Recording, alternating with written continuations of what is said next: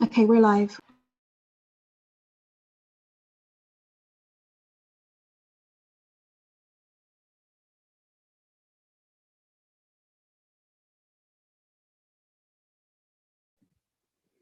Hello, everyone, and welcome to tonight's webinar. And the slide's going to move away in a moment, and you'll be able to see me, and I'll be able to welcome you properly to tonight's webinar.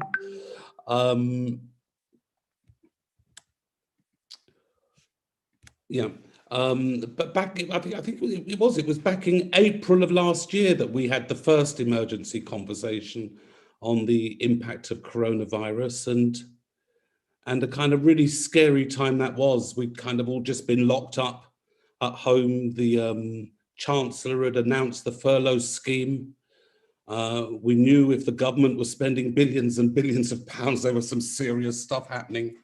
And in the middle of that, we kind of had our first webinar. And I think at that time, we were all expecting this to be a bit of a 3-month stint, and we'd all be back to our ordinary lives and back at work, able to reflect on the time that was. And here we are so many months later, and things seem to be getting so very, very, very much worse. Even within our own staff team at Ubele, we have 7 relatives dead.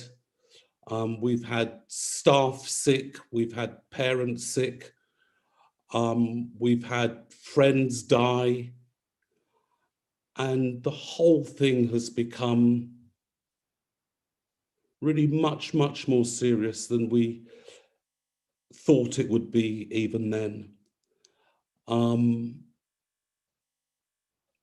that we've continued to see how the virus and the impact of the virus is disproportionately affecting people from the Black and ethnic minority communities.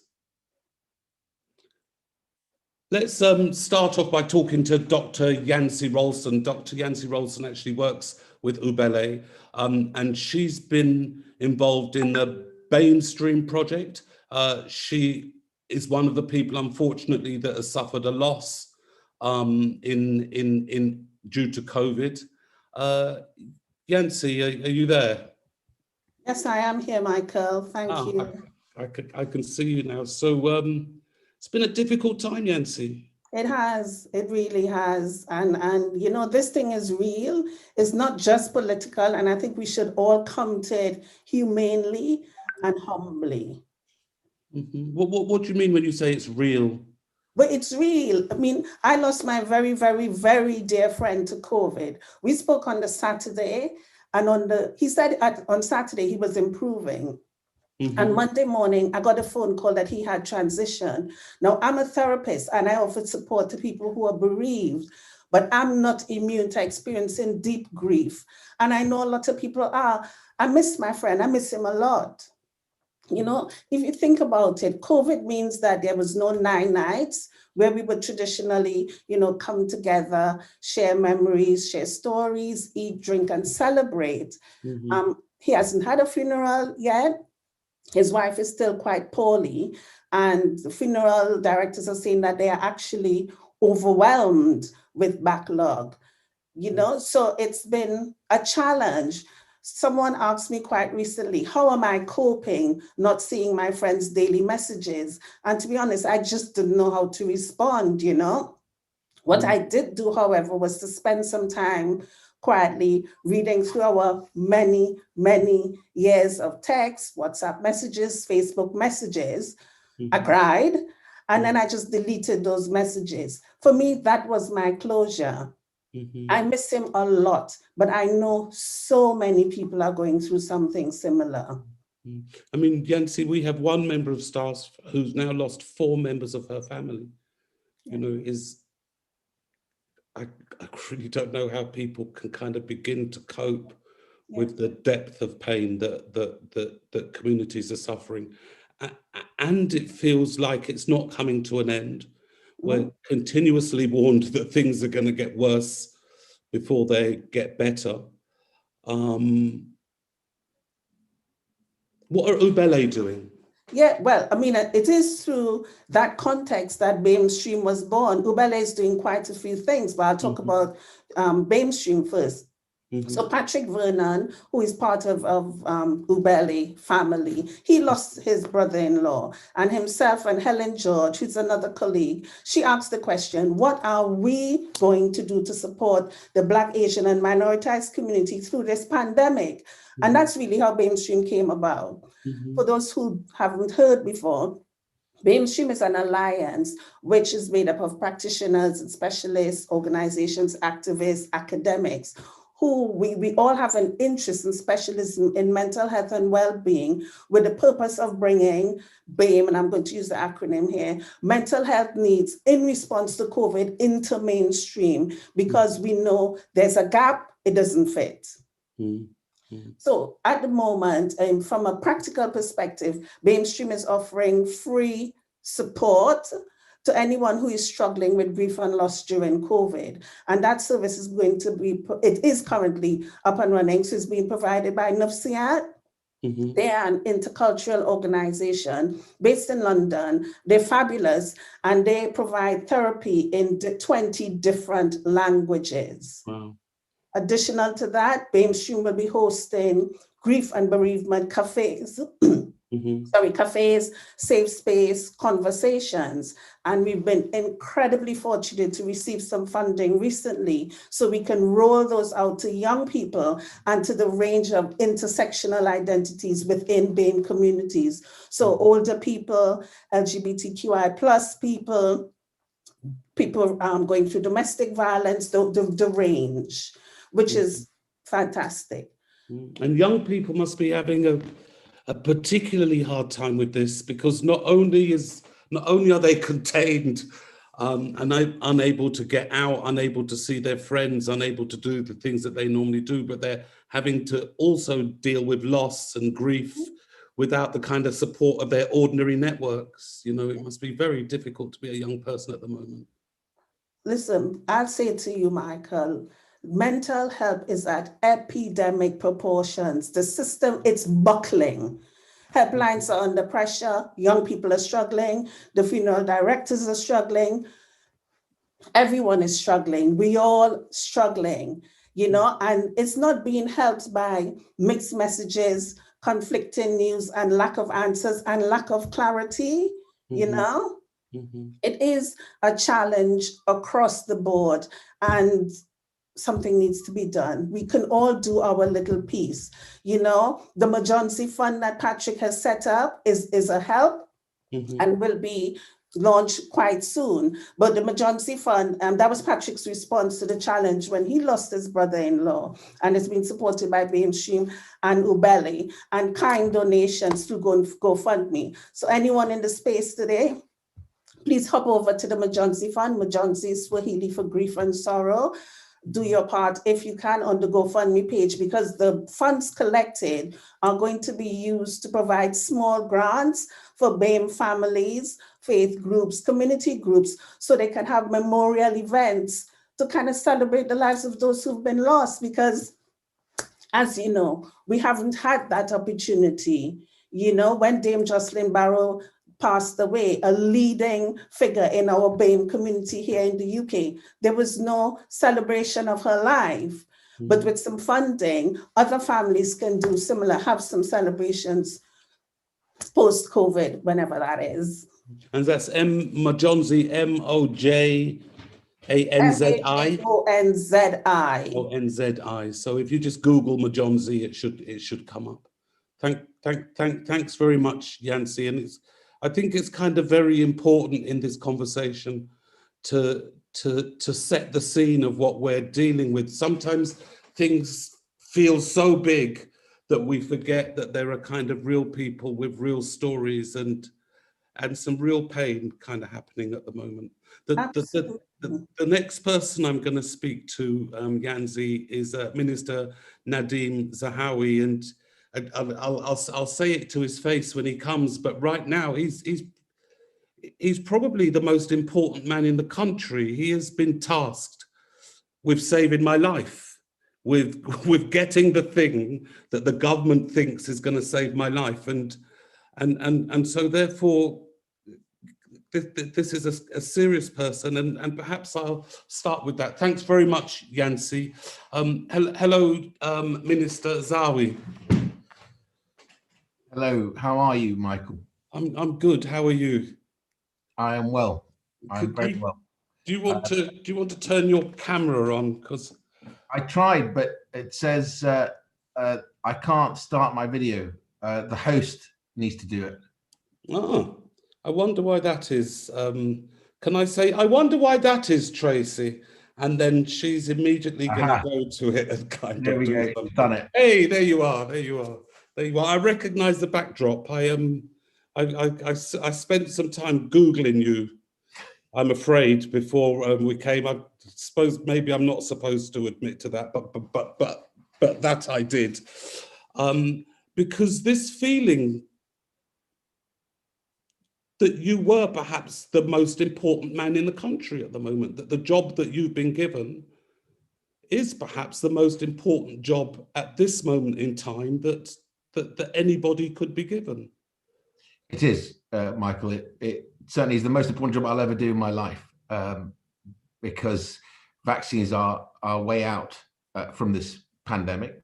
Mm-hmm. They're not a silver bullet, but they certainly play a big role Mm-hmm. in us being able to protect the most vulnerable. And Mm-hmm. our target is that by mid-February, the top 4 groups in the Joint Committee for Vaccination and Immunization, so that's the residents of care homes and those who look after them, the over 80s and those who take care of them as well, and health and social care workers, and the over 75s and the over 70s, and those who are clinically extremely vulnerable.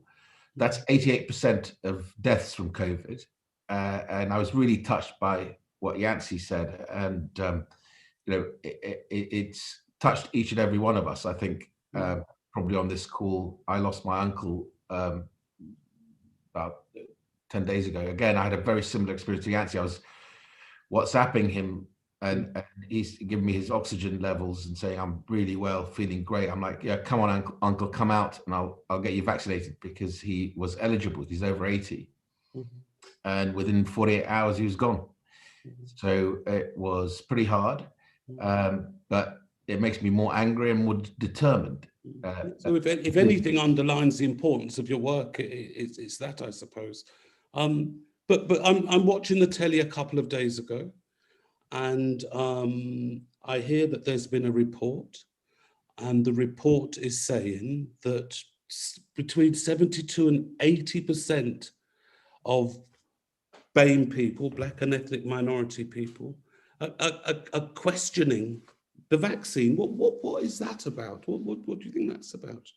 Yeah, it is worrying that, and I wrote to my colleagues in Parliament, both Labour and Conservative, Black parliamentarians, actually inspired very much by a brilliant young man called Samuel Kasumu, who works at Number 10. We came together as a group, and they've done a brilliant video about vaccines and the safety of vaccine, and they would all take it when their turn comes. And there are cultural and historic issues to overcome, as Clive Lewis said in his piece to the video, Clive Lewis MP, of that, the Black and African Caribbean community having, hesitation towards vaccination. It's why it's so important that we see that hesitation comes because what's that hesitation about? It's multifaceted, multi-layered. So some people just want to seek out more information. We're making information available to people. We're backing local authorities. I saw just now Councillor Robert Johnson from Brent saying they've got a webinar on this precise subject with the Black community and the Afro-Caribbean community to deal with some of this stuff. In that report, Minister, it was saying that only 20% of people that define themselves as white Irish, white English, had the same concerns. And so it seems that there are kind of very peculiar things going on in each community, which are taking people to different places. I wonder what it is you think that is leading 80% of people that define themselves as BAME to have these questions, whilst it's only leaving 20% of people that define themselves as white English or white Irish to have the same questions. I think it's, I would say that the research on this is that a lot of people just want a lot of questions answered. Things like, was the vaccine process done properly? Yes, it was, because we've got one of the best regulators in the world, the MHRA, who didn't take. So you're thinking, are you that people who describe themselves as BAME are predisposed to asking more questions? I wonder what it is that makes us want to ask more questions all the time. Well, I just think on matters such as this one. I think it's a combination of many things, including us being able to reach out in languages that are accessible to people. So we're translating everything to 13 languages, from Arabic to Farsi to Kurdish to Turkish, all languages that we think are important to translate it to, and also asking people to talk to their GP, their medical practitioners. Is really important to get information that is factual and that is bona fide. There's a lot of disinformation on social media platforms, on WhatsApp and other platforms, and I think it's important that we deal with that, and we're doing that across government, cross party, and I think we just got to do more of it. We're also putting about £23 million to local government to identify community champions that can take the message out that vaccines are good for you. They're good because they protect you. And it's the best way to get that protection. Of course, it only happens after 2 to 3 weeks. So I wouldn't get the jab and then go straight out and hug my grandchildren if you're in one of those top 4 categories. And of course, I wonder, Minister, I wonder just kind of, as I think about this, Minister, that what we're actually trying to do is that you are trying to establish a new relationship between BAME people and the vaccine. Government is saying that we can send people out that look like you in order to attempt to establish a relationship that will enable people maybe to be a bit more trusting. I wonder if trust is at the center of this. What is it, do you think, that has led to 80% of BAME people not trusting government, not trusting medicine, perhaps even not trusting you, the most important man in the country at the moment? What do you think has led to this mistrust?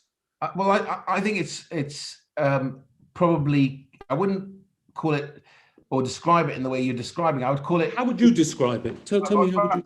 I was about to tell you, Michael. Oh, sorry. I'd describe it as having questions. They want questions answered. I'll give you a perfect example. So the director of primary health at NHS England is a brilliant lady called Nikki Kanani. She's from the BAME community. She was vaccinating in care homes because we've got to do all care homes by the end of this month, January, not mid-February. This is the #1 category in the group who are the most vulnerable. Anyway, they did the residents in this care home. They were doing the people who look after them, and a 60-year-old BAME lady said, "No, vaccine's not for me. My family have never taken vaccines. We don't believe in vaccines." So it took Nikki about 4 hours of talking to this lady, sharing information. She also watched her colleagues get vaccinated. Just before Nikki was leaving that care home, the lady tapped her on the shoulder and said, "You know what? I will take the vaccine. It's good for my own health, and it's good for my family, and good for my community." And so are you saying then that people who describe themselves as BAME are harder to convince just because we're genetically harder to convince? What makes us harder to convince? No, I mean, let me try and bring it closer to home. I'm from the BAME community, and I can tell you, if I look at my my mum or my wife's mother, she's also BAME. You know, they were being sent videos on their WhatsApp, and now, you know, all these octogenarians are pretty good on social media, or at least on their phones. But my mother-in-law, literally just before her appointment to go and have her jab, got a video from our cousin, who is a little bit younger than me, so in his 30s, and clearly a video from an anti-vaxxer, completely made up. I don't know how they do these things, but they are very, very evil and very good at doing them. I think I know where you're going, Minister. Are you suggesting then that BAME people are more predisposed to believing nonsense that comes from WhatsApp? No, but they're being targeted, I think. I think they're being targeted. I think there's a lot of well, certainly I can tell you from my own community, from my own family, it's anecdotal, but you know, that video really frightened her, and it took about an hour of conversation with her daughter, my wife, the night before, and she's like, maybe I'll cancel, maybe I'll wait a bit longer, you know, for this vaccine because of these videos. So you know, part of my task, part of what we're trying to do, is to get the message out that actually, one, vaccines are good for you and they keep you safe and they protect you from this virus, and good for your family and for your community, but also to pick up some of this anti-vax message. We've got a cross-government unit now, well, now it started in March, looking at misinformation, disinformation, working with the social media platforms, YouTube and Facebook and others, to take them down as quickly as we discover them. You're also seeing now, Michael, scams. I've had the last 2 days. Yeah. I mean, I do understand that all of that is happening, but I think that I don't think there might be some evidence, I suppose, but I don't think that these scams, that these videos are disproportionately getting to people from the BAME community. I wonder if we kind of return to the theme of trust and think about what is it that enables one person to trust another person, or one community to trust another community. I used to play this game with children when I worked for the NHS, where they kind of write what are the essential elements of a good and positive relationship, and then we decide, was trust more important than loyalty, and of course they all kind of balance each other out. But within trust, there is something about the way that that person has treated you before that has some implication as to whether I can trust you now. Have you treated me well before? Have you given me good information before? And if we look at BAME people in this country, we find that actually within the NHS, that there is a problematic relationship, because there have been some very untrustworthy things that have happened to us. If we particularly look in mental health, we can see that there are some very untrustworthy things that have happened to us. If we look across government, we can see that there have been some very untrustworthy things happen to us. If we take another element of trust and we look at what's another important element of trust? If you were going to trust somebody, what would they have to do? I suppose I would say understand me. They'd have to show me that they understood me, that they understood what I was saying, that they understood my perspective. Yeah. And just in terms of the virus, just in terms of the lockdown, that we end up in a situation where we're asking people to stay at home. We're asking people to stay safe. We're asking people not to earn money. We're asking people all of these things, and this, of course, is easy for you and I, because I can sit on my computer all day and say, oh, I've had a terribly hard day at work today. But if you're an Uber driver, you can't do that. If you're a nurse, you can't do that. If you're a carer, you can't do that. If you're a bus driver, you can't do that. If you're a cleaner, you can't do that. And these are the very same people who are getting coronavirus. And not only are they having to go out to work, but when they get home, they can't self-isolate because they don't have the money to afford the physical space that allows you to self-isolate. And so I'm in a very fortunate position. I have a lovely garden and 3 bedrooms, and we can kind of move ourselves around the house and not get into each other's way too much. But there are many people that live in 2-bedroom houses with 4 children. And what does it mean to self-isolate if you're in that position and your mother is a carer and has to go out to work every day? Yes. And she can't afford to say, I am not going to do that. Because if she says, I'm not going to do that, she can't pay the rent. She can't feed you. Yet there are many, many people who live on the breadline, who live from week to week in this country. And it seems to me that one of the messages that those people have received from government is, we don't understand you. We're asking you to do things that you cannot do. We're asking you to choose between feeding your children and getting coronavirus. And the government doesn't seem to be dealing with those questions. And when our government, when the people who lead us don't speak our language, don't understand our concerns, don't respond to our fears, we pick up WhatsApp and we find other messages from other people who might be supporting a different kind of position, who are speaking a language that we recognize, who are listening. And when you say that they're targeting, you're absolutely right. Those people listen to the concerns of people and work on their concerns to take people somewhere else. My final question is, if you are the man that is tasked with saving my life, and you are tasked with saving my family's life, and you are tasked with saving my community's life, because you have the only answer that the government has at this moment to the coronavirus problem, how can we as a community be sure that you are going to speak our truth to power in order to create some change so that we are able to join in the thing that you are asking us to join in? What responsibility do you have as the person responsible for my life to speak my voice?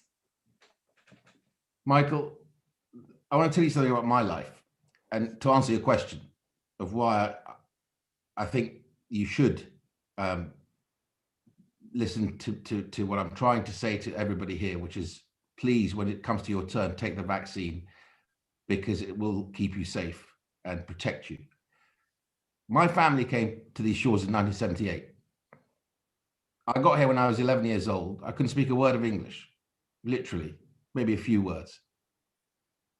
When I got to school, the teachers thought, because I was trying to string words in my head together to make a sentence to join in the class, because I was a proud boy. I didn't want to make mistakes, because you get picked on if you make mistakes.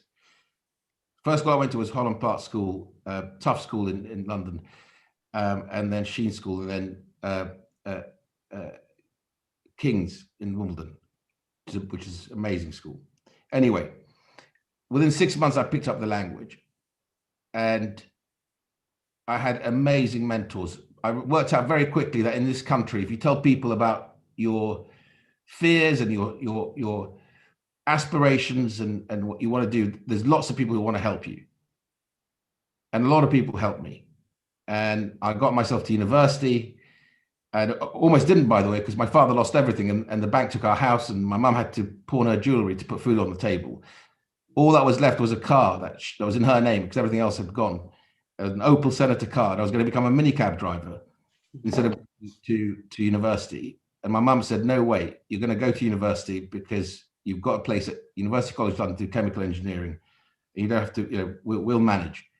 And I love her for that forever. And now I sit before you as someone who graduated from UCL, built a company, built a business that very luckily I became very successful and I took it public on the London Stock Exchange, and then became a member of Parliament 10 years ago for the heart of England. I'm the member of Parliament for Stratford-on-Avon, the birthplace and the resting place of Shakespeare, William Shakespeare. So when I look in the mirror every morning, I have to pinch myself as to what this country has given me and my family. We escaped a dictator called Saddam Hussein. In 78, no one knew who Saddam was. Can I just finish? Yeah, if you have finished. Before people worked out, because in 88, on I think the 14th of April, 1988, he gassed the Kurds, and my parents are Kurdish from Iraq. I was born in Baghdad, as I was saying to you earlier. So this country has given my family everything. The greatest gift is freedom, and the second greatest gift is opportunity. And so for me to have this job today, the most important job, I will never have a more important job in my life, no matter what the Prime Minister does in terms of, giving me a job in the cabinet or anything else or in the future government. This is the most important job because it is basically putting something back, saving lives of people and getting our life back and our country back from COVID is the most important job I will ever do in my life. And I say to you, Minister, in order to save my life, I need you to trust. I need to trust you. I say to you, in order to save my life, I need to trust you. In order to trust you, I need you to speak my truth and argue my truth to power. Of course. And that's the reason I'm here with you is and the reason that my colleagues, Labour colleagues from Clive to Diane Abbott to my Conservative colleagues like Kwasi Kwarteng and others, right, actually put together a message to everybody to say, from the black MPs of Parliament, please take the vaccine when your turn comes. And that is my message to everybody here is, help us succeed in making sure we protect people, protect lives, and come out the other end of this pandemic. Before I let you go, and I will let you go, thanks very much for coming. Dr. Halima Belgum, sorry Halima, I can never say your name properly. Do you want to switch your camera on and join us in this conversation? Because I know that you had a couple of specific questions that you wanted to ask the Minister. Yeah, no, and with that kind of conversation around compassion and solidarity, I'm just really pleased that we have the Minister Zahawi with us. So thank you for staying with us. I did want to break down that conversation around trust really quickly. I think for most people, if you ask the question, what do we mean by trust? I think they'll say, have you got my back? Have you got my back? And if you do, I think there is trust there. And I suppose a lot of us are wondering at the moment, we've known for 9 months, maybe 10 months, that Black and minority ethnic communities have been disproportionately hit by COVID. So the question we've been asking is, what did you do to have my back? Because if you did something previously, there is going to be trust in terms of the messages for this vaccine. You can't just expect trust to materialize overnight, even when we know that our communities are disproportionately impacted. So I'd urge us to think about this question. What does it take to answer that question? Do you have my back? What I will say very quickly is that my brother is in hospital at the moment. All of our brothers and sisters and mothers and fathers and lots of people that we care about are in hospital struggling. My brother is in hospital with COVID.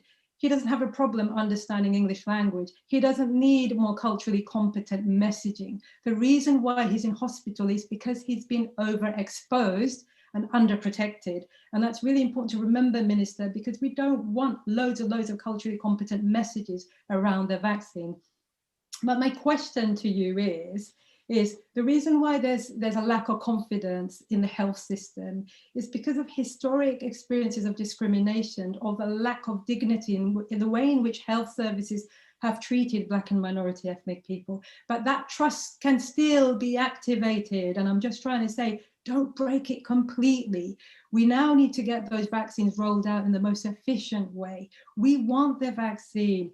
But I tell you one thing, the question I have is it ethical or even sensible to roll out the vaccine according to age, when we've always known that Black and minority ethnic groups have been most vulnerable, along with the elderly. Like, if there was an inquiry going ahead, maybe in a year's time, one of the ethical questions we will be asking is, if Black and minority ethnic communities were disproportionately impacted, should we not be thinking about a rollout of the vaccines for urban areas where there are high density populations, like the West Midlands or London and so on? Do we leave that as a question for the Minister to answer? I think that's a good place to stop. Thank you very much, Dr. Halima. No, just the question before you go to answer the question that Helena put about the kind of focus in the vaccine in urban areas, because we kind of recognise that that's where Black and ethnic minority people are, and that Black and minority ethnic people have been disproportionately impacted by the vaccine. What do you think? Yeah, absolutely. To the question, Michael, and to Dr. Halima. So the Joint Committee on Vaccination and Immunisation, these are the experts, the clinical experts, looked at all these questions that you've just put to me. Absolutely right to say that Black and ethnic minority communities have been disproportionately affected, which is why, you know, we are doing everything in our power to make sure we reach out to all groups and make sure we make the vaccine available to them as quickly as possible, especially those most vulnerable cohorts. Now, what the Joint Committee did is looked at ethnicity, they looked at all aspects, and they landed very clearly, and I can circulate the report to everybody on this call tonight, and you can read it for yourselves, right? They looked at all this stuff and they came out very clearly that the clearest link to mortality, to death from COVID, is age, which is why they put number one, the residents of care homes, the elderly residents of care homes and those who look after them. Number two, the over 80s and health and social care staff. Number three, the over 75s. Number four, over 70s and those who are clinically extremely vulnerable. And then they go down to 9 categories. The top 4 categories, by the way, is 88% of people who are dying from COVID in that top 4 most vulnerable cohorts. In the top 9, which is phase 1 of the JCVI, the Joint Committee's recommendation, very clear recommendation, is 99% of death. So this is a race against death at this stage, and we've got to protect those most vulnerable. Now, those cohorts will pick up lots of Black and ethnic minority groups who are in the top 4 and then obviously in the top 9 in total. But they looked very carefully at this, Dr. Halima, and I'm very happy to share that information with you so you can share it with the community as well. Thank you very much for being here with us this evening. Thanks for your time. We're honoured to have the time of the most important man in the country at the moment, and we hope that the honour is mine, Mike. The honour is mine. Genuinely, I say this. Walk away from here with some kind of fairly important messages that I think the community have been trying to pass to you in order that you can pass the power and make some real changes. Thank you very much. Thank you. Halima. Hi, Michael, I'm still here, yes. Yeah, and so you've been talking about the importance of targeting the vaccine, yeah? Where's that argument going? Where's that discussion happening?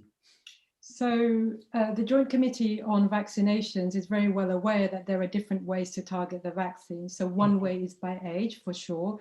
But another way is to look at the data on which groups have been impacted disproportionately. And as we keep on saying, we know that Black and ethnic minority groups of all ages. So if we know that the elderly are vulnerable, but if we also look at ethnicity as a risk factor, then that's double jeopardy, isn't it? We would say that Black and minority ethnic people who are then elderly, who might also have underlying health conditions, are actually even more vulnerable. So the vulnerability of Black and minority ethnic group is not recognized in public policy at the moment. And that is what's so concerning.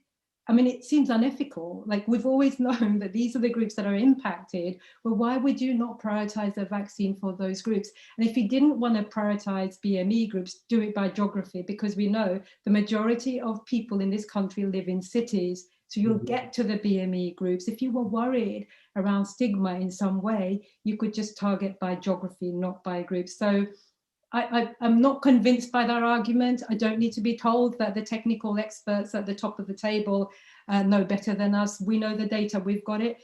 We have some of the best data in this country, in the world, you know, that disaggregates by ethnicity and gender. They don't have that in France. They don't have that in Germany. We can't even say we didn't know who was dying. The bodies are truth, the evidence to know who is dying. So I think if we did target by geography, we would get to our communities much faster. Thank you very much. I'm not discounting the fact that our communities distrust a lot of the authorities. That's historic. We will not build that trust overnight. However, those of us who are in a position to build that trust, we're doing so. The community is working with each other. But if those supplies are not getting to us fast enough, I'm telling you right now, if I can get my dad out there to get the vaccine when he's ready, if the supply isn't there, well, how's he going to get the vaccine? Thank you very much, Halima. I'm now going to move to talk to Debbie Weeks-Bernard from the GLA. Hello, Debbie.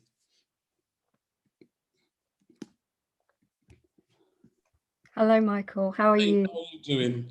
I'm fine. I've been watching with interest this discussion. Have you? Okay. Yeah. I owe you an apology, don't I? Why? Because the last time you came here, I thought you were a politician, you see. And so I thought, hang on, we got the deputy mayor, she's a politician. And so all it did is kind of exposed my ignorance of the governance of London. So not only did I expose my ignorance, but I treated you like a politician rather than like an officer, and I apologise for that. No, you don't need to apologise. But we are where we are. But listen, so what's the mayor doing? What's happening at the GLA in relation to COVID? What's going on? Tell us. The floor is yours. So I suppose I need to start with a disproportionate impact because, to be quite frank, when we first started to see how it was disproportionately impacting on people who were from Black, Asian and minority ethnic backgrounds, we knew that we needed to do something tangible and practical about it. And the issue for us back then, and unfortunately it's still a bit of an issue now, if I'm completely honest, was the fact that we didn't have proper data about who was contracting the virus, who was dying from the virus. All that we could see at that time was just all of those images that were coming on the news every night, which was so upsetting and so disturbing, and obviously all the anecdotal information that we got. So we knew we needed to get better data and we needed to get granular data. And I'm really glad that we were able to work with organisations like Ubele and also with researchers up at the University of Manchester to get a better type of granular data as to the way in which COVID has been impacting upon communities, because it's not just people's lives, but it's also their livelihoods. And I think the point that you raised when you were talking to the minister, when you said to him, we are in the lockdown, people are not able to go to their jobs, is an important point. So not only in that first lockdown were you twice as likely to die from the COVID pandemic if you are Black than if you were white, but also you are more likely to have been working in a shutdown sector if you were Black in comparison to being white. So I think in the first stages of the lockdown, if you were a Black African male or a Black Caribbean male, you were 50% more likely to be working in one of those sectors that had been shut down. And the impact on our incomes as a result of that has been astronomical.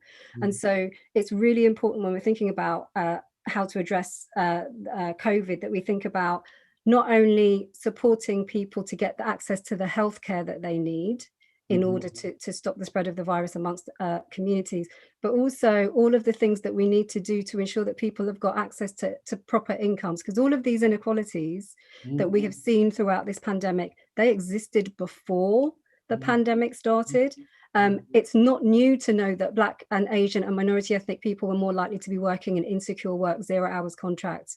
The fact that there were so many people in the early stages of the virus seen getting on the tubes every day, and people are wondering, why are all these people getting on the tube? These people getting on the tube were those individuals who are more likely to come from a minority ethnic background, more likely to come from a deprived part of the city, who are working in those front-facing roles as cleaners, porters, the ones who were driving our buses, the ones who were driving our taxis, and the impact on their lives has been devastating. And so we tried to get as good a set of data as we could. We relied on individuals like yourselves to help us, because, to be quite frank, we still have an issue with data that doesn't properly reflect our communities. We've got a census coming up in March of this year, actually, and there are so many communities who still are not properly counted by the census or by other types of administrative data, because we don't get the proper breakdown. So we relied on organizations like you who work with communities across our city to give us the data that we needed to make sure that our response was properly informed by what the data told us. I think it was also really important. I'm going to get to what we're doing. I'm sorry. I'm sorry if I'm ranting, because I know you asked me a straight question and I give you a straight answer. 2 minutes before I press the button and you go mute.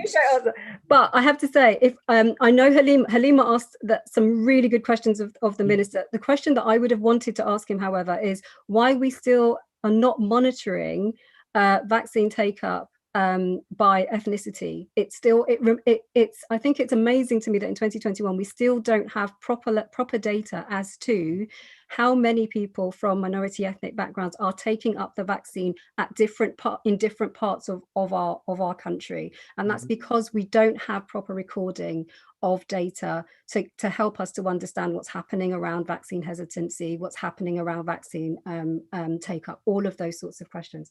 Okay, so I'm going to answer your question now. So the things that we are doing are around making sure that when we come out of this pandemic, so when we're thinking about London's economic recovery or our social recovery, that we don't end up just going back to normal, or back to the situation that we had before, because the situation we had before was unfair.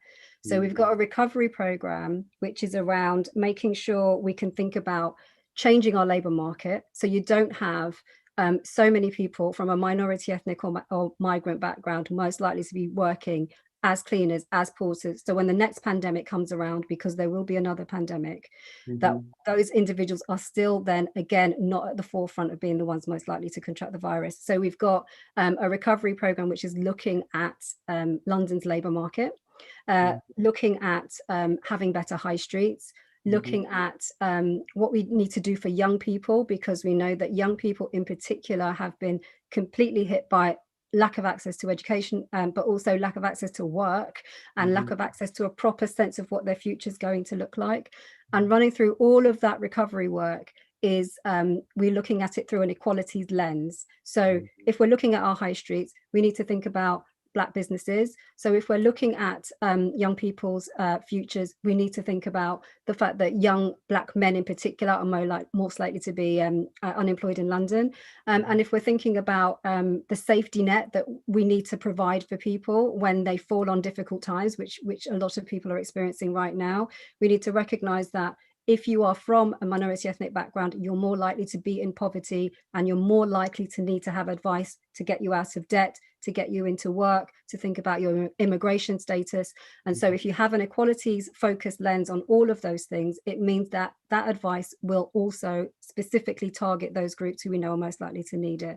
So that's just some of the things that we are doing, because we can't have a future in which those inequalities that have opened up during this pandemic just get wider and wider and wider. And when we have a minister come to speak to us about what he's doing to protect us, he doesn't really understand that when we're talking about trust, we're trying to get him to think about structural racism, we're trying to get him to think about structural inequalities, and we're trying to get him to think about what it is that prevents people from having trust in the institutions that are there to serve them.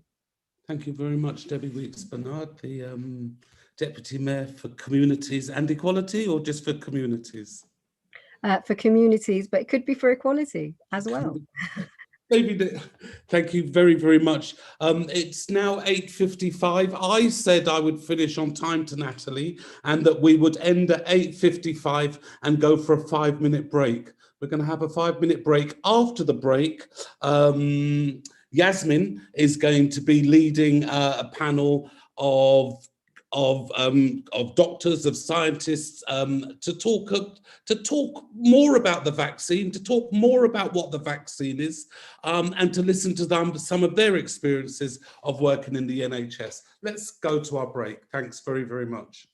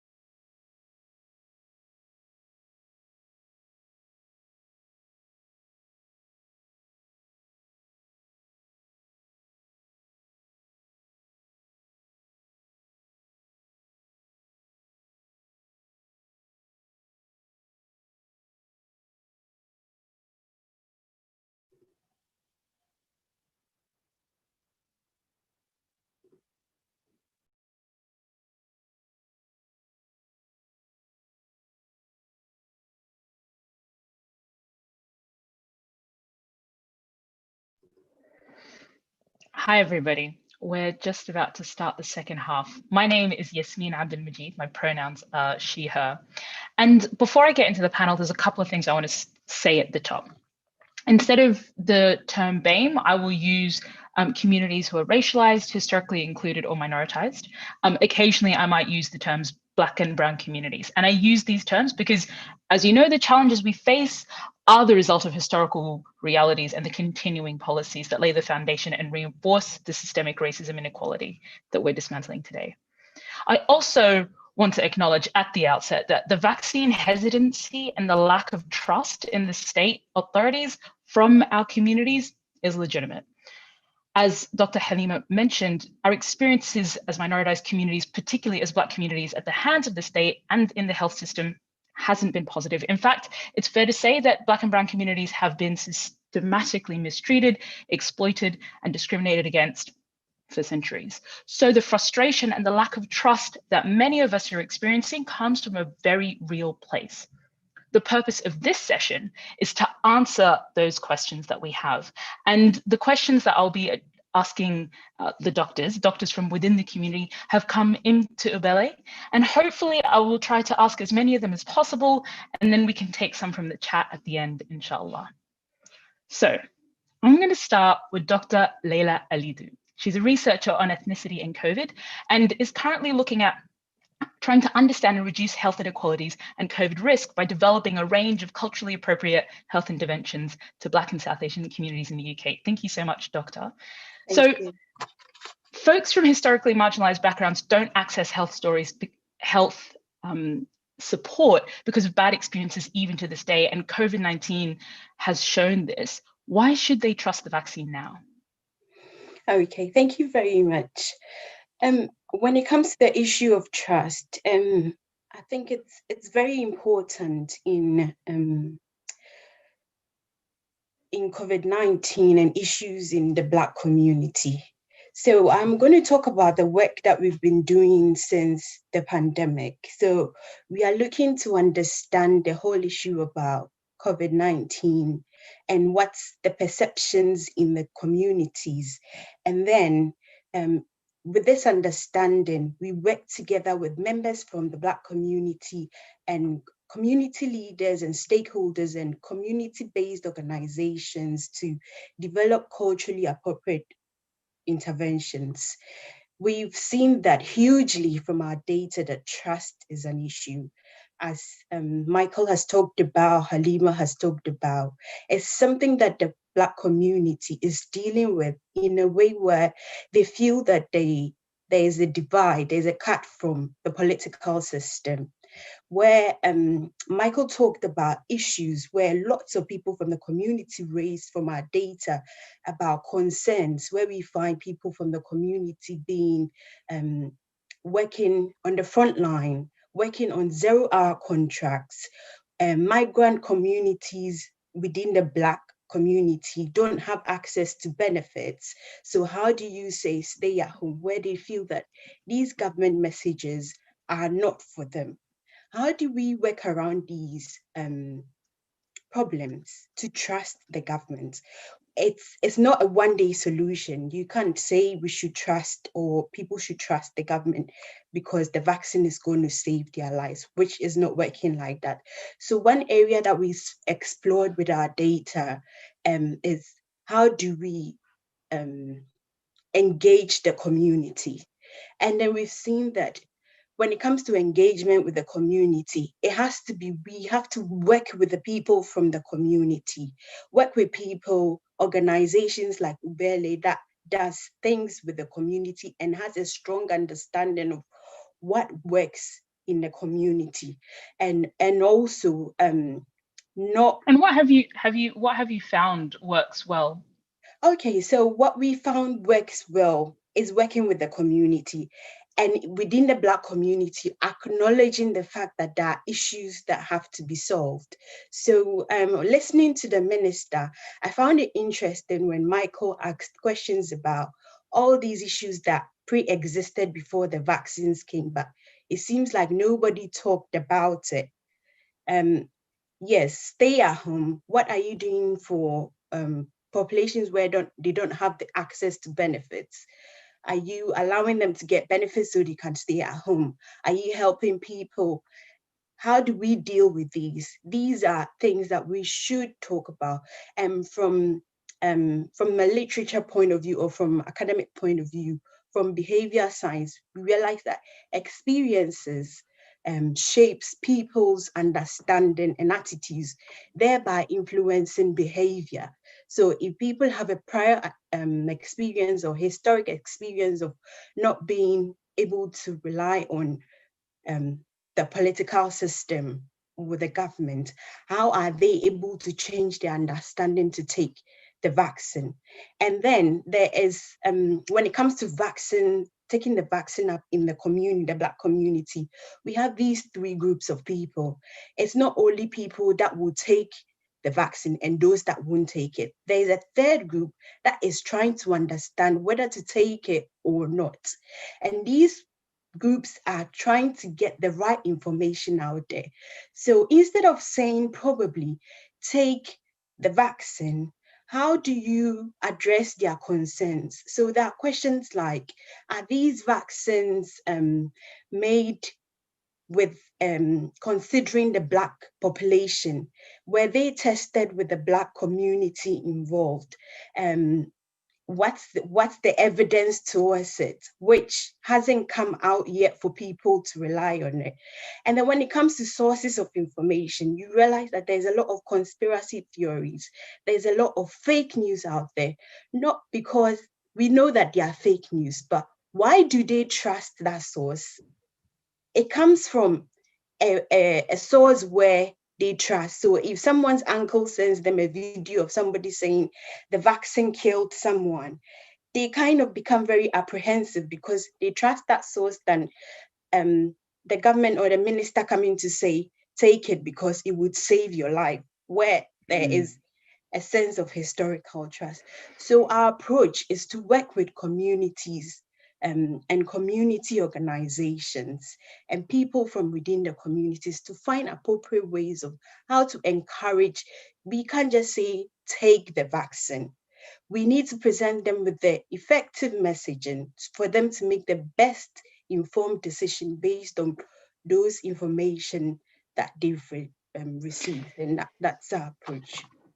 Thank you, Dr. Leila. And that's kind of a perfect segue because that's what this session is for. And I'm going to ask the panel to come on to the screen. So we have Dr. Anne Filson, who has treated patients with suspected and confirmed COVID-19, and she's worked on the clinical trials, including the recovery trial and the Oxford vaccine trial. I'm going to welcome the rest of the panelists up as well. Dr. Deepti Gurdasani, who's a global health and clinical epidemiologist, and she's got a focus on global health, and her focus is on understanding the impact of different interventions, which is fantastic. We're very lucky to have them all here today. Dr. Carlin Fitzpatrick, who's a trauma and orthopedic surgery trainee working in the Southeast, and he's completed a fellowship in surgical simulation at St. Thomas's Hospital in London. And we also have Dr. Ralia Onatade, who's the Chief Pharmacist and Clinical Director for the Medicines Optimization at NHS Trust. And Dr. Elliott has an integral role in the planning, mobilization, and running of 4 hospital vaccination hubs and the NHS COVID-19 Vaccine Centre at Excel London. And thank you all so much for joining us today. So what I'll do is I'll ask you each individually a couple of different questions that have come through. And Dr. Sarah, I'll start with you.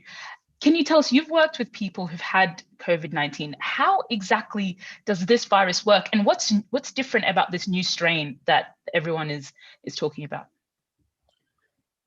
Thank you, Leila. I'm Yasmin, sorry. Good evening, everybody, and thank you for having me on the panel.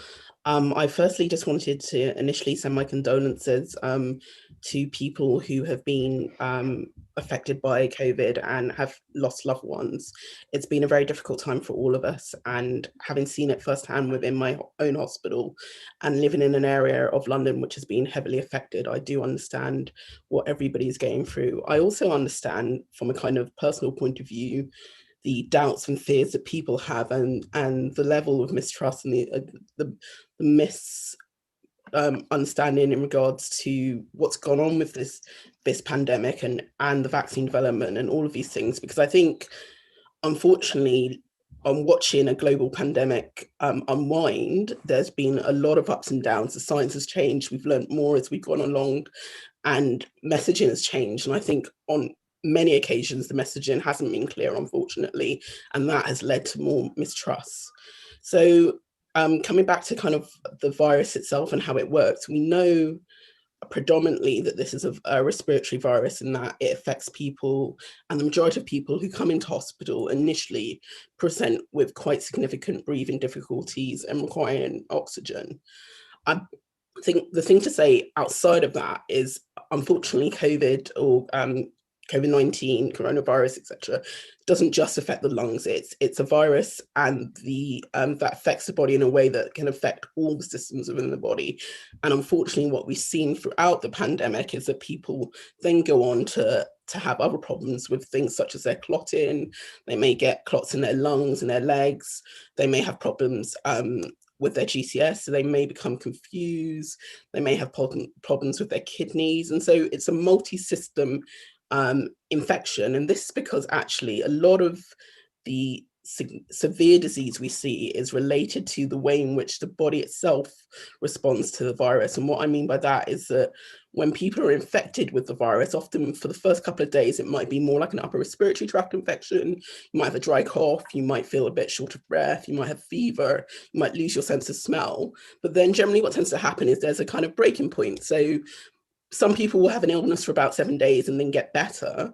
Unfortunately, there is this other subset of people who often we see in hospital, normally from day 7 on to about day 14, who come in with worsening shortness of breath, who are generally unwell in themselves, still spiking high fevers. And what's happened there is that the infection itself has moved down into the lungs, and they end up having quite significant infection and inflammation in the lungs and require high amounts of oxygen, very high amounts of oxygen. And this is because also what's happened at that point is they've had something we call a cytokine storm. And what that is it's the body's immune system trying to work to get rid of the virus, but also causing problems to the body itself. So that's kind of why we see this very different picture in regards to the way in which people may present with infection, and also the way in which people kind of either get better or don't. We also know, unfortunately, that there are other things about the host themselves, so the patient, that can predispose them to being more unwell. So if you have other medical problems, if you're overweight, for example, if you've been exposed to a lot of virus through either the work you do, you've been underprotected, all of these things have an effect on the way in which you may present with the virus. So that's kind of a bit about how the virus works and what we've seen in hospitals. Sorry, were you going to say something, Yasmin? Thank you, Doctor. I actually, no, that's fine. I'm just going to jump in because we actually also have with us Dr. Imam Ajmal Masroor, who we were going to come to later, but he has to leave. So I'm just going to quickly ask him to come onto the screen, Sure, because no he's problem. obviously an Imam from the Muslim community and has... Imam, are you there? Hello. Thank you, Imam. Do you want to quickly speak to what you're seeing within the Muslim community? And also, I don't know if you wanted to add any context around the vaccine as well from what you're seeing within your community. Sure. I'm really sorry that I have to go because I've got a couple of things to do, but I'm grateful and honored that you've invited me here. And I've been carefully listening to all of the contributions that's been made so far. A few, not stories, but stories and real life incidents that I've experienced in my congregations. Never have I seen in my life waking up every morning, checking my messages on my phone, and then having to send 10, 15 condolence messages to my congregation from across London. I've never done that in my life before.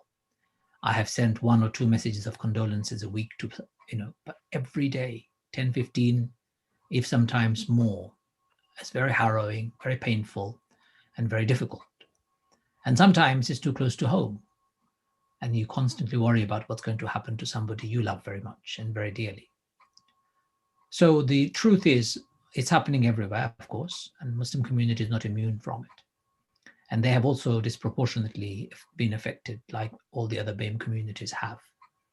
Many doctors and nurses are also from the Muslim communities, and they have been at the front line fighting COVID. lost one of my closest classmates actually in COVID. He was a doctor serving from the front line. When during the first lockdown, he died. Lost one of my closest gardening friend who I'd been gardening with for years, suddenly passed away from COVID.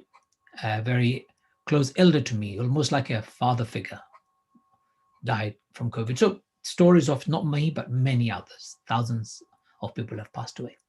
There is a prevalence within our community of the misapprehension around the vaccination. There is a misunderstanding that's being spread that the vaccination is not halal, as we call it, or not permissible in English. And this comes from misreading of the concept, Islamic concept itself. As an imam, I'm very, very clear, and I've been saying it to everybody, that when it comes to medicine, you don't ask that question. All medicines are halal. You don't take medicine as a dessert. You take medicine because it's a necessity. And in Islam, there is no rule for necessity. All rules are suspended. When I say this to the congregation, they're surprised. What? They have to stop and think. Actually, it's rather irrational position to suggest and even ask that question, is vaccination halal?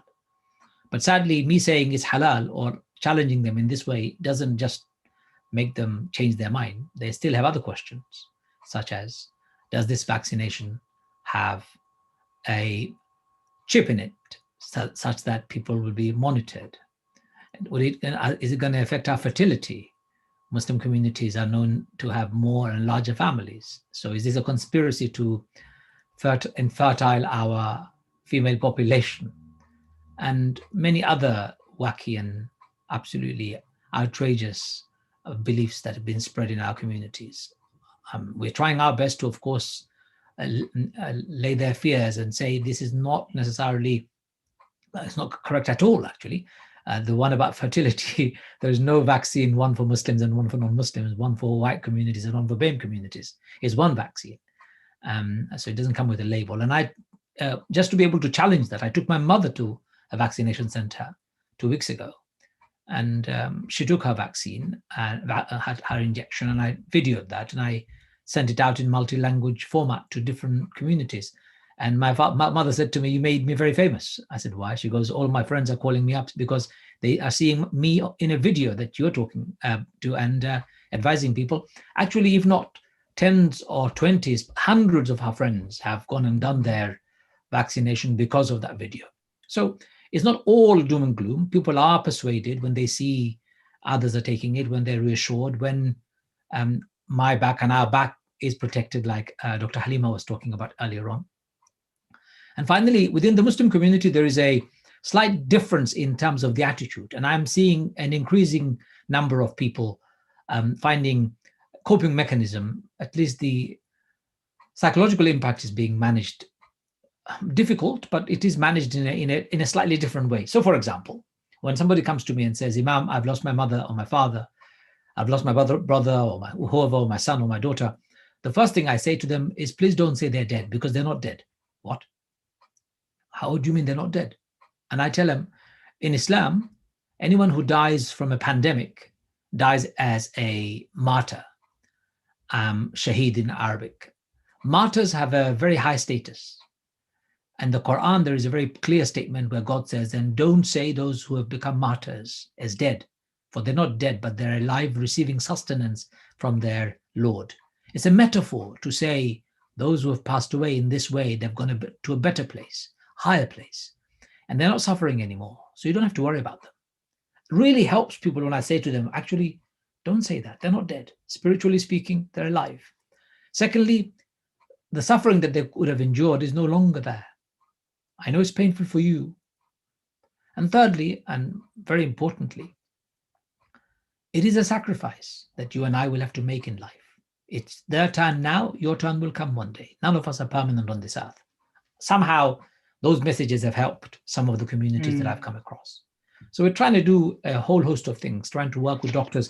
As I was sitting here, I received a phone call from a group of 50 very senior practitioners, from consultants, etc., who wanted to talk to me about how to combine the religious message and the medical message so that we can encourage our communities to take the vaccination and really come together and protect themselves. So those are some of my observations and thoughts. I know Yasmin wanted to ask something in between. I'm really sorry, Yasmin, I was non-stop going. Go ahead. No, that's okay. That's actually, because we have quite a short amount of time, that's all we have time for, Imam. But thank you so much. That's been really, really useful, and hopefully will be messages that folks who are listening can share within the Muslim communities that they're a part of. So thank you very much, Imam. And to answer some of those questions that I think that people have raised within your congregation, I'm going to come to Dr. Deepti, because you've been involved. Can you tell us about some of the ages and races of the people the vaccines were trialed on and the side effects they've experienced? Because that's definitely been a question that's come up quite a lot. Sure. So, I mean, there are two different vaccines, so I'll have to talk about them separately because, sorry, just putting up this fan so that you can hear me, because the level of evidence we have for the different groups is different for both the vaccines. So for example, the Pfizer vaccine particularly enriched for minority ethnic groups. So we have several thousand individuals in the Black, Asian, and Hispanic and Latino groups. Whereas if you look at the AstraZeneca vaccine, the numbers are quite limited. So actually, the AstraZeneca trial was quite complex, but in very short, there were sort of three arms to it. There was one in the UK, there was one in Brazil, and there was one in South Africa. And all three arms were included in our study of safety, but the South Africa arm was not included in our study of efficacy because it was recruited later on and we didn't have enough follow-up. So we have more safety data for AstraZeneca than we have for efficacy. And in terms of safety, we have data on about 450 people from Black ethnic groups, about 400 from Asian groups, and about 900 from mixed ethnic groups. But in terms of efficacy, the data are much lower. So looking at representation of Black people, it's only 40 people who were enrolled into the trial, and about 260 from an Asian background and 130 from a mixed background. So the numbers are quite small in terms of knowing efficacy.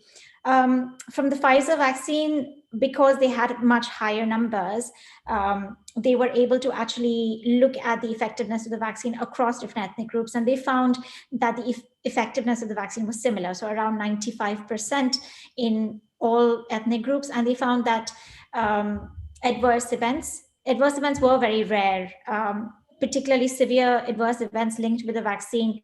I think there were only 3 identified in the whole trial of about 40,000 people. Adverse events were also similar by ethnic group in the Pfizer study. In AstraZeneca, because the numbers are so small, we know that adverse events were very rare. So serious adverse events were, I think there were 2 only in the vaccine group, but we don't have a breakdown by ethnicity because they didn't actually have that many cases. Sorry, they didn't have many people in those groups who were vaccinated. So it makes it very hard to actually disentangle that. In terms of age, once again, Pfizer, there was a lot of representation of older age groups. So we were able to look at the vaccine effectiveness across different age groups, and it was reassuringly similar across age groups after 2 doses. But in AstraZeneca, because of the way the trial was conducted, most of the participants were between 18 to 55 years of age. There were very few people enrolled who were above 55 years of age, and very few events occurred in those older age groups. So in total, there were only 5 COVID infections that were detected in people over 55, which means we don't have an estimate of efficacy in those age groups. And efficacy estimates have sort of been extrapolated from the younger age groups to those age groups. Whether that can be done or not, I think is an open question, but certainly we have more safety data than efficacy data. So I don't know if that answers the question, but okay, thank you, Dr. No, I was going to say, so I might ask you this and then I might come to Dr. Elliott, because it sounds like there hasn't been as much studies on the vaccine on, say, Black communities and so on. So what do you take away from this? And Dr. Elliott, I might come to you after this. What do you think the risks of taking the vaccine are? Sure. I mean, certainly it looks like there hasn't been a focus on enriching for minority ethnic groups within these trials, which of course leads to a level of uncertainty whether the safety profile and the efficacy profile would be the same in other communities. And For Pfizer, I think the answer is much clearer because, they made an effort to do this. For AstraZeneca, I don't think there's a clear answer. But I mean, there is no clear reason to sort of suspect that the safety would be very different, or effectiveness would be very different. I mean, certainly there could be small differences, but there were about a few hundred people studied within each age group. And as I guess vaccine rollout continues, people are also being encouraged to report adverse events. So we will have, I guess, information coming in on this. So I would say that, I would think that it is likely to be safe. And if there are adverse events, they are very likely to be minor. But in terms of efficacy, I would think that taking it would definitely have a level of protection, even if it's slightly different in different ethnic groups. It should protect. I mean, historically, looking at different vaccines, we don't see huge differences in effectiveness between different age groups, between different ethnic groups. So I would be quite surprised if the effectiveness was very different. Dr. Alia, I'll come to you. What do you, I mean, you're involved in the mobilization of vaccinations. What would you like to say to Black communities in particular, who I think have quite a lot of concerns? Yes, so it's definitely correct that there was not enough representation of Black and minority ethnic communities in the trials, and it's important actually to understand that people are asked to volunteer for trials. And so if we're not volunteering for trials for completely understandable reasons, then what the researchers have to do is then extrapolate, as the previous speaker said, to say, actually, what's the likelihood of there being, different side effects and adverse effects in people of diverse backgrounds, because they weren't actually in the trials. Now, the side effects that we do know about, and bearing in mind that both the vaccines that we are using in the UK have been trialed on tens of thousands of people, and have actually now been injected in the UK in millions of people. So we can be quite confident about the side effects that are seen. And most of them are no different from other vaccinations. So your local reactions to the arm, pain in the arm, a sore arm, people have reported heavy arm, etc. And then there's the other reactions, which are no different really from what we're seeing in the trials. So headache, fever, that's quite common, might last 24 to 48 hours, which often can be reduced by taking some paracetamol. There have been some incidents of severe side effects, but actually in the main, these have been shown to not be related to the vaccine. And I know there's a lot of information out there around people say, various neurological illnesses. And what we have to remember is that there is a background incidence of a lot of these illnesses anyway in the population. So the fact that somebody was in the trial and then had a condition or disease doesn't mean that it's caused by the vaccine. There's definitely a lot more that we don't know. And that's the case with any new medicine. It's not specific to the vaccine. But what we can be confident of is the side effects and adverse effects that we're seeing now, bearing in mind that millions of people have been injected so far. Okay, so some reassurance there from Dr. Alia. And Dr. Cullen, I saw you nodding there. So I maybe want to add another question to you. What is the consequence if somebody doesn't want to take or doesn't agree to taking the vaccine? Yeah, hi, and again, thanks for having me on the show this evening. It's an honor and a pleasure to be here. So Yasmin, to your question, I think it's multifactorial. So there are the sort of the clinical or the medical consequences, in that whether we can argue about the exact efficacy of the various different vaccines that are available at the moment. But what we do know is that having a vaccine gives you a certain amount more protection than not having. So there's one risk instantly, in that protecting yourself your community, your loved ones, etc., as we've been speaking about this evening, is of course the obvious consequence. But I appreciate that what your question is getting at are to some of our sort of more social rights and social liberties that we've been discussing all evening. And so the key ones we're already experiencing. So I hear this question quite often. I say, well, actually, what have we already given up by not having a vaccine? And again, we've detailed those quite extensively this evening. You know, and it speaks to that fact that we're here on a Zoom call rather than in a hall, you know, together, having this conversation face to face. So we've already given up many of our civil liberties and our lifestyle by not having a vaccine available. So asking a question, if I were not to, well, actually, you're living that experience now. However, there is a flip side to that. And I know there's a lot of angst or anxiousness around mandatory vaccination, whether that's a possibility for people that, you know, don't want to have the vaccination or choose not to take it. And, you know, I've done a little bit of looking around into this, and at the moment, there's no legislation or piece of law that states that you have to take the vaccination or any type of vaccination.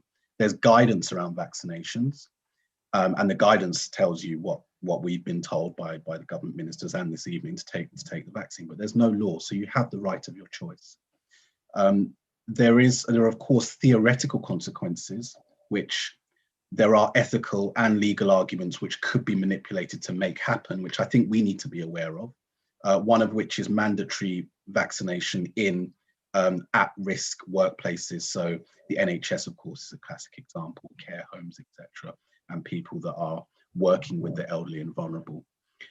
So there is an argument, given that employers have an obligation under public health law to provide safe working environments and not put at risk their custodians or employees. So there is a theoretical argument that clauses could be made to make that possible. But of course, then that brings in a bigger can of worms in perhaps breaching human rights laws, and specifically your right to privacy and your right to choice, which of course we have under Human Rights Act. So there are arguments which may well come to fruition in the future, but as it stands, there's no mandatory vaccination. And as I said, we've already given up many of our civil liberties and our lifestyle by not having one. So that would be my sort of trying to be balanced response to your question, really. Thank you, Dr. Carlin. And I think, to me, the most compelling reason within all of this is to take a vaccine, not because I trust the government, but because I want it to protect the people around me and my community and those who I love. And that's sort of my personal take. But I know that that's not everybody's perspective. Dr. Sarah, I'm going to come back to you, because I know that something a lot of people have been asking is, this is a new vaccine. It's been less than a year from when we saw the first disease to now being put into people's arms. Vaccines usually take many, many years to be developed. How do we know it's even safe? So I get that question quite often. I think it's a very good question.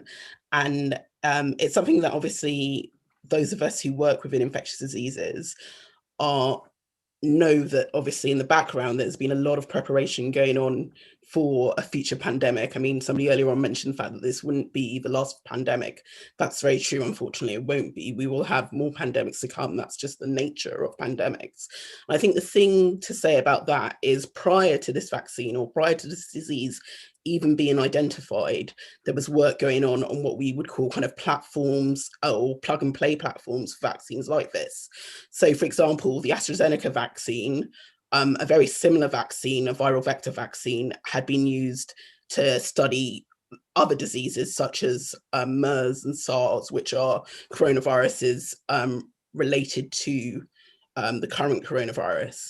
As well as that, the mRNA vaccines had been used to study things like Zika and various other different things. And what happened was, when the code for the spike protein was released, I think it was early in January, so about this time last year actually, the researchers were able to very quickly get on and construct the actual vaccine that they were going to be able to give initially in preclinical studies and then in clinical studies. And then following on from that, the thing to say is that there have been no shortcuts. I know people think, oh God, but trials take years and years and years. And take this from somebody who's actually worked previously in a job that looked at investigational drugs and pharmaceutical analysis. So I understand a lot about trials. And what has happened with these trials is obviously in order to test whether or not a vaccine works, what you need to see is you need to see a number of events within the trial time. And you need to look at the placebo group and the vaccine group. And once everything is kind of, so you'll have like, say, so I think the number they looked for was about 150, 170 events or so. And what they did was after they had that number of events, and by events, I mean a number of people with infections within the trial, they then were able to look at the data and unblind the people. And what they found was X amount of people who had the vaccine had infection, the X amount of people who hadn't had the vaccine and had that infection. And that's how they got to the efficacy rate.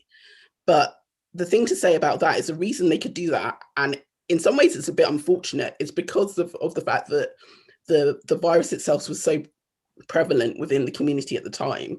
So in some types of infection, you may not actually get enough kind of, risk in order to get enough events to say so many people have had the infection and so many people haven't, because the virus or whatever the infection is not very prevalent within the society. Unfortunately, the virus was very prevalent. On top of that, one of the things that speeded up development was the fact that actually they ran some of the trials concurrently. So there was a bit of overlap between the phase 2 and phase 3 studies, and that's not uncommon. That happens all the time. And then I think another thing to say in regards to why we were able to develop a vaccine in such a short period of time is the money that was spent on it. The money, and money doesn't just mean money. What money actually equates to is time, effort, and resources. And to get anything, I mean, no matter what job you work in life, you understand that actually money talks. If you have time, if you have resources, if you have the right will within the people you're working with, things get done in ridiculous speed. There are people working on these vaccines who are working night and day when normally they might be 9 to 5, they might be term time only. So the way in which these vaccines were supported from a kind of governmental level, from a drug company level, etc., meant that actually the development could be sped up.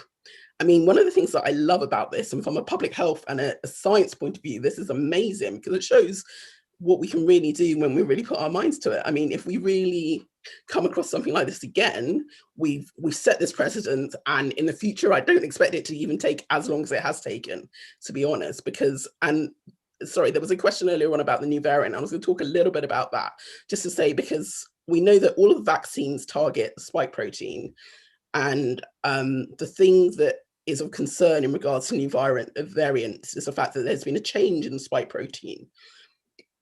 With the change in the spike protein, what that means is that we think it's become more transmissible. There was also data more recently that might suggest that also, unfortunately, it's more severe. The thing about viruses is they're trying to survive like the rest of us. And one of the things that viruses do to survive is they mutate.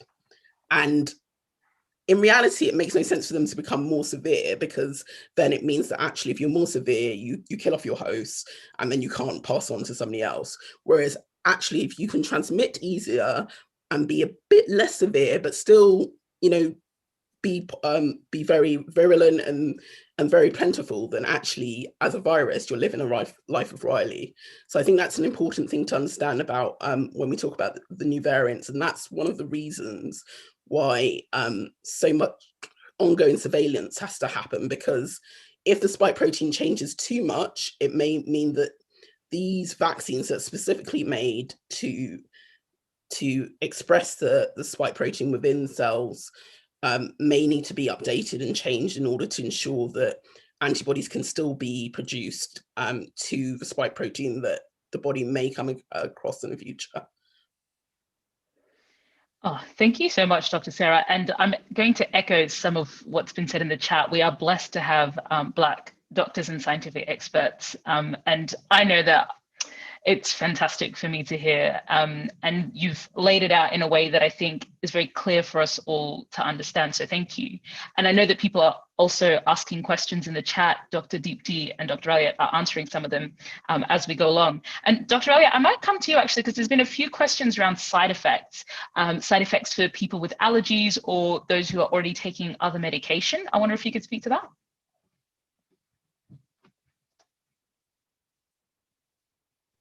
Yes, apologies in advance if I suddenly drop off. My network seems to have taken on a mind of its own. But yes, so I've put something in the chat about side effects.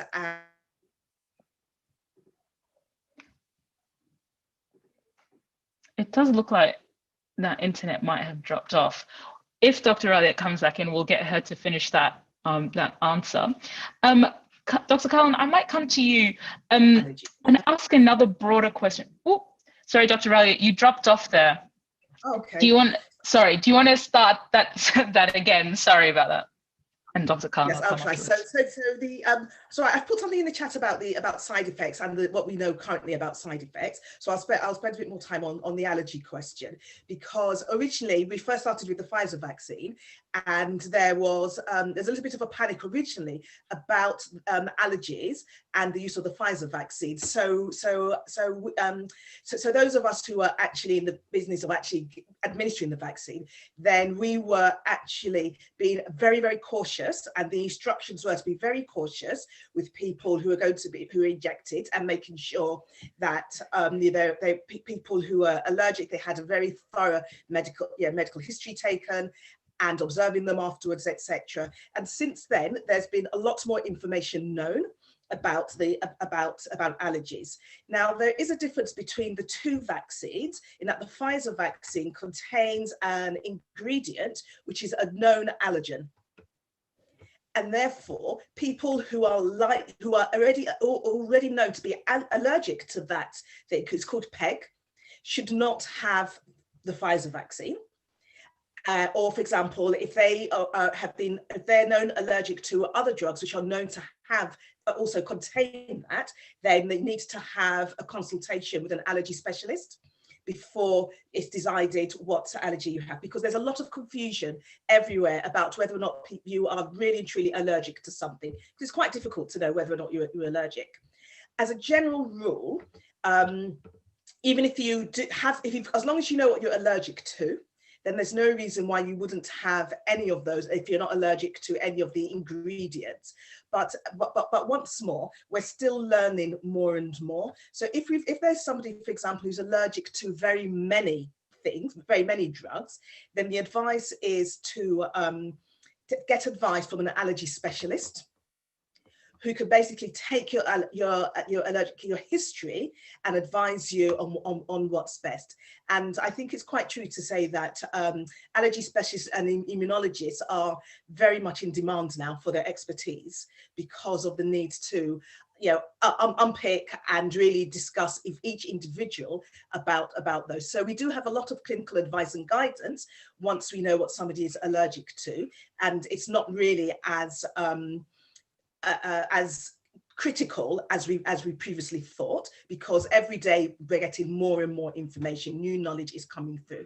But if anybody is worried, then the advice is always, you need to talk about you personally, you individually, with your specialist about what's best. Okay. And can use the current information to advise you.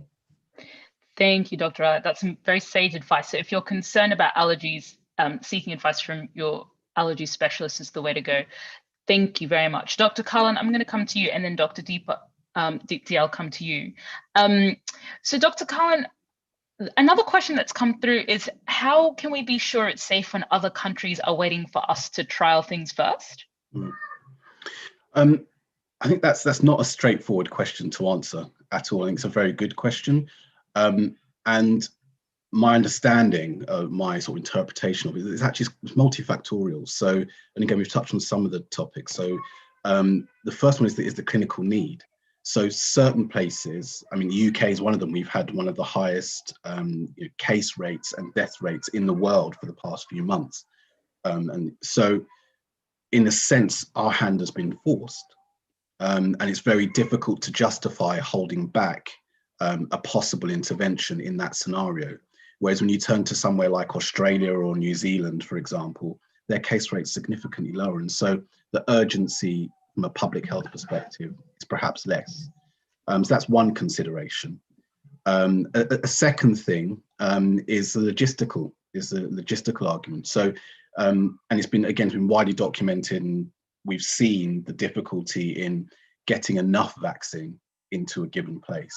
And in the UK, we were relatively well prepared, and we had sort of safeguarded a certain number of doses prior to the vaccinations coming into the market. So in places that weren't able to do that, there's just an inherent inability to get the adequate vaccinations into the country. And so that's the second barrier. Wealth, money, again, as Dr. Sarah spoke about, money talks. So of the 56 nations that are currently vaccinating, I think it's 45 of them are classed as high income nations. And so there's a clear skew towards countries that have the financial clout to get the vaccines. There are a few outliers. So I think Japan is a key one. It's a very interesting case looking at Japan, because their case rate is quite similar to ours, yet they have no vaccination rollout, and they're not planning to, I don't think, until at least March. And again, there's a couple of arguments there. One is, yes, they are waiting to see what will happen. I think their health minister, along with the Australian health minister, stated that they weren't 100% sure that the new vaccines would be safe for their populations. They wanted to wait and see what would happen. So that argument does exist. There's also another wider argument. I think South Africa fall into this group as well as Japan, in that their legislations for allowing medications to be widespread within their communities have not been met. So their regulations have not been met, and they haven't changed their legislation to allow for new medications like we have in the UK, and we did that back in August.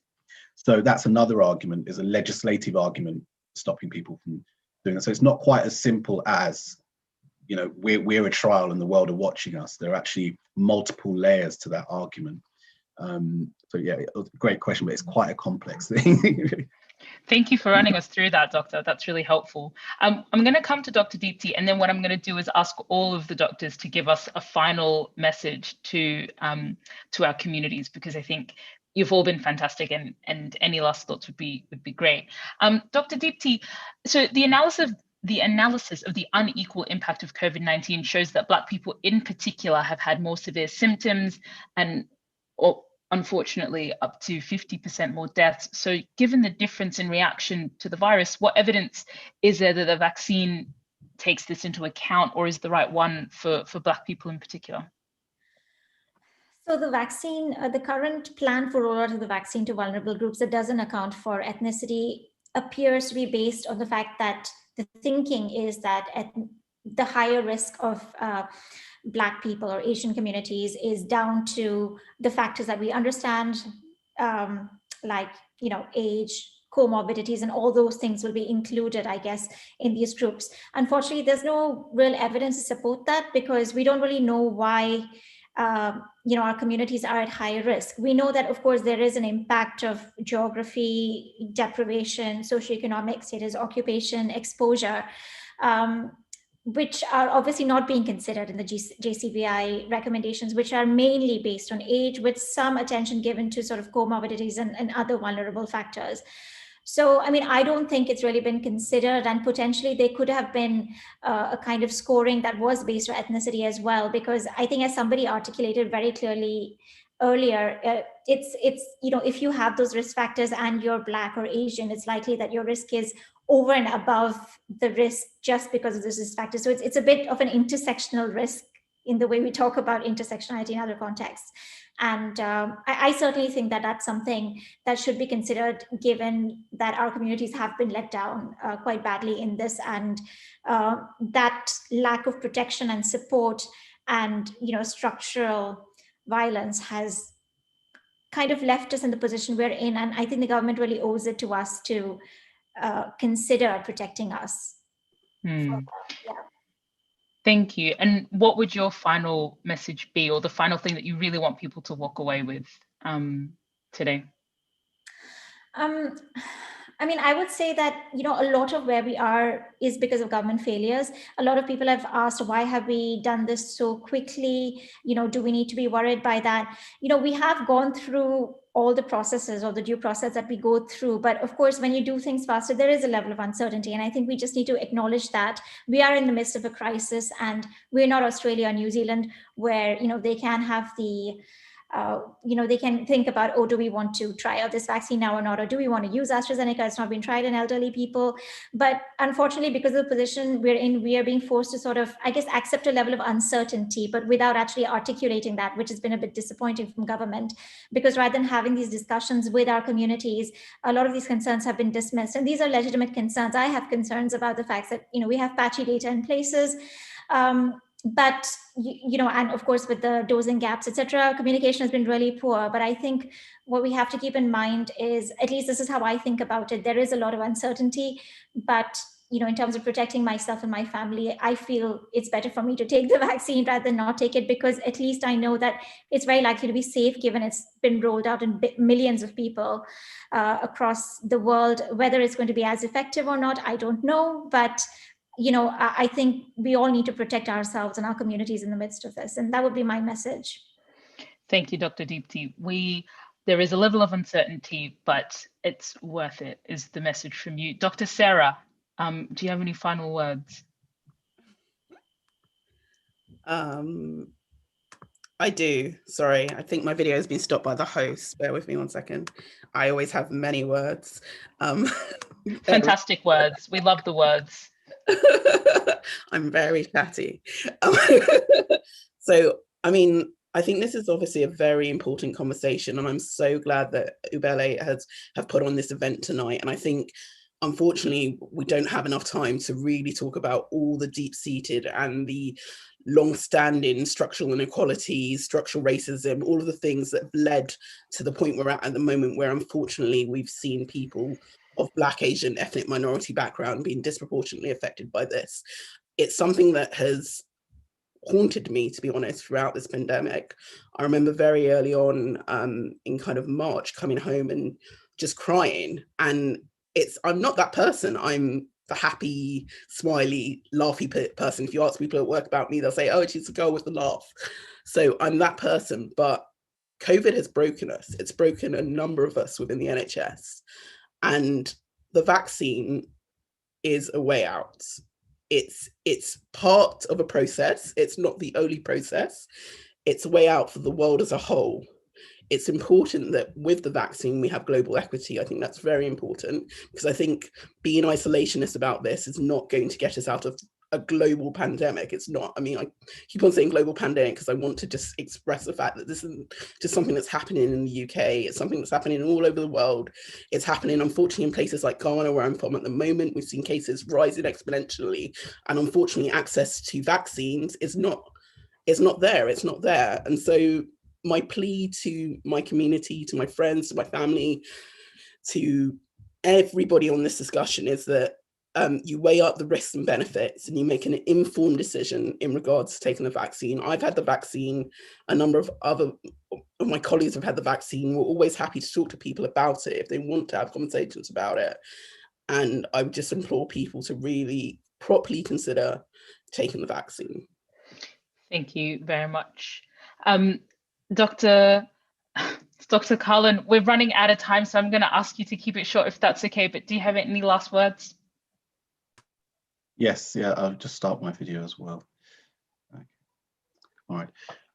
Yeah, I mean, firstly, I would like to echo what Dr. Sarah has said. We've been friends for a long time, and I respect greatly her opinion and her expertise. And I think making informed decisions is number one. And to take that a step further, as a community, what we need to do that is to develop our medical literacy. And the reason we need to do that is not just as simple as so we know what we're talking about. It's also, you have to take a step back from what we are actually looking at. Within the medical sciences or within the life sciences, we're dealing with an entity, our human bodies, that we don't actually 100% understand ourselves as medical professionals or as scientists. And so any new research, any new vaccination, any new medication, any new step forward in medicine is completely uncharted territory where not all known variables on those experiments or trials that have been done are always known. And so we're always giving you a percentage, or we're giving you a probability, and that will never change as far as, you know, certainly not within our lifetimes.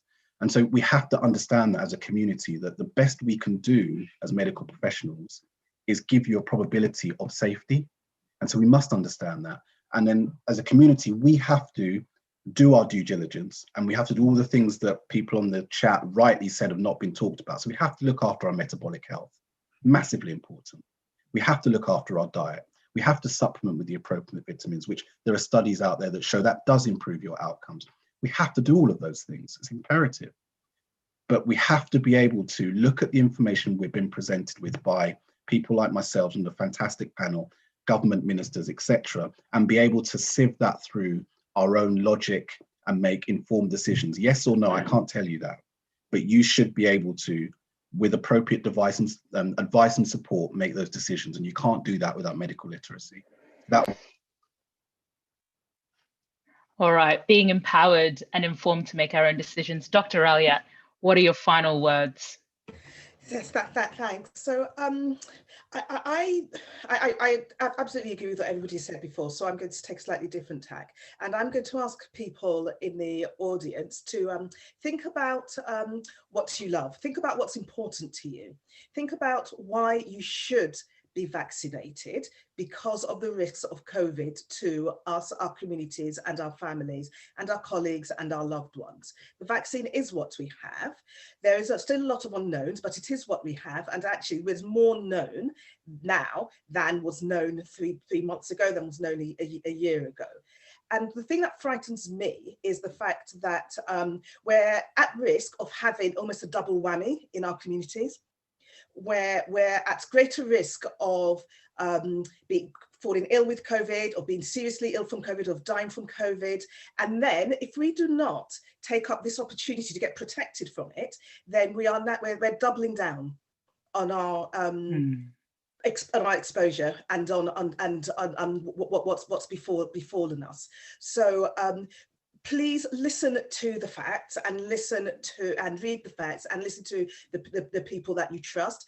But I would ask to trust that those of us who are saying these things to you, that we absolutely have got your backs. That's what we're here for. They have got our backs. Thank you so much to all the doctors that have joined, Dr. Deepti, Dr. Ralia, Dr. Sarah, and Dr. Carlin. It has been such an honor. Thank you, Ubele, for holding this. And I'm going to pass now to Yvonne Field for some closing remarks.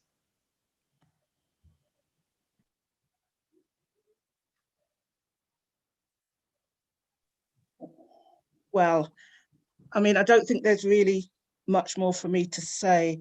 I've just been really struck by the quality, the honesty, the questions that have been asked, the quality of the questions that have been asked.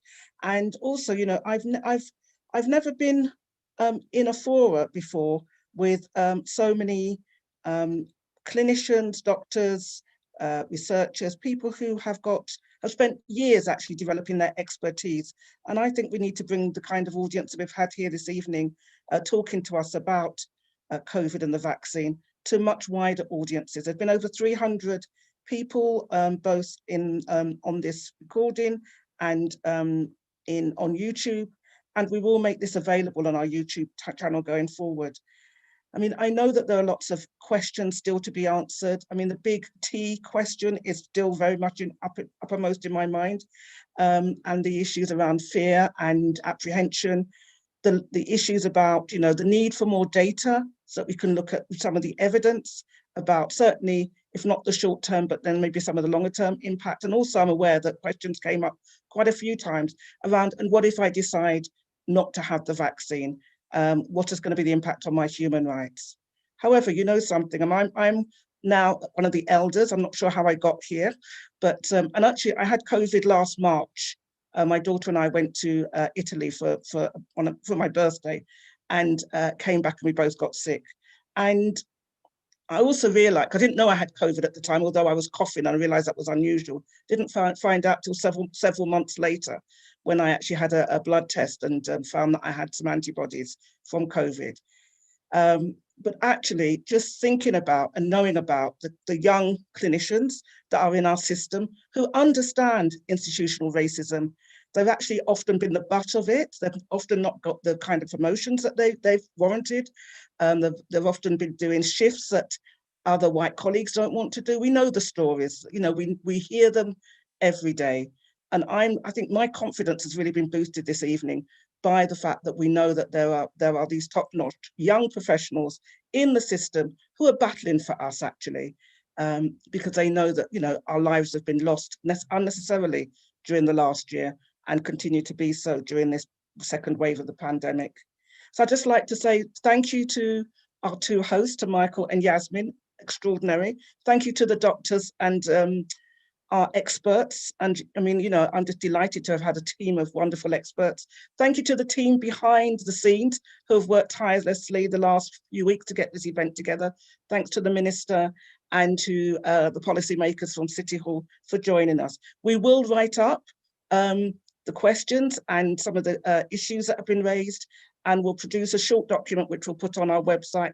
Also, as a Black and Minority Ethnic Infrastructure Group for London, we will be feeding these concerns that have been raised to the GLA. I noticed that Jeanette Arnold's online today, which is great to have her here, but we'll be feeding them up to the GLA quite formally. So thank you so much for being us this evening. I'd like to wish you well, and I'd like you to take away a lot of food for thought from this evening's session. Thank you. Good night.